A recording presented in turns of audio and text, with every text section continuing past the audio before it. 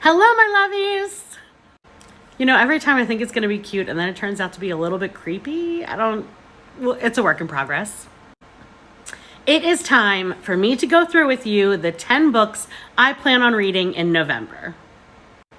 November to me is like super fall, so it kind of makes me feel like I need to try fantasy. Like really try fantasy. It's going to be a quick one. Go ahead and grab yourself a water, wine, coffee, beverage of choice, and let's just dig in.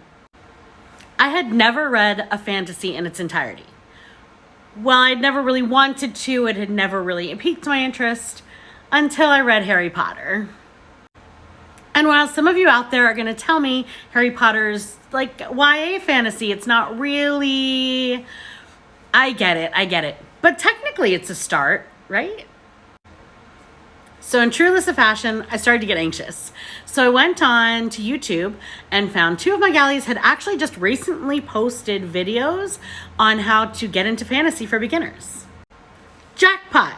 So after listening to what they had to say, I came up with this arrangement of books. I'm actually going to start off the month with The Royal Knights by Darius Heyward.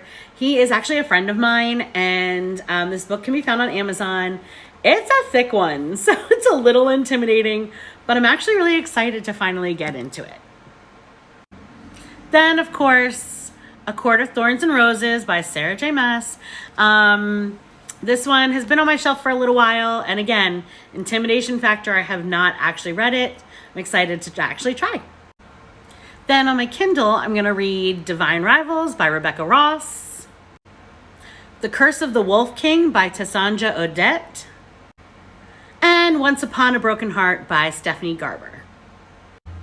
So I know what you're thinking. That's only 5 books, and at the beginning of this video, I said 10. You would be correct. I am very intimidated to get into fantasy, so I'm going to do kind of palette cleansers and insert some of my spooky season books I didn't get to in October.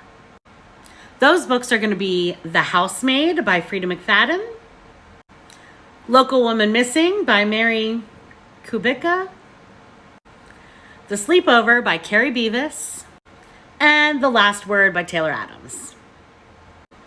Even though I listen to Book Talk and BookTube and Bookstagram, and so I do hear people's reviews and opinions and summaries of books, I don't actually like to read the back of the books before I jump into them.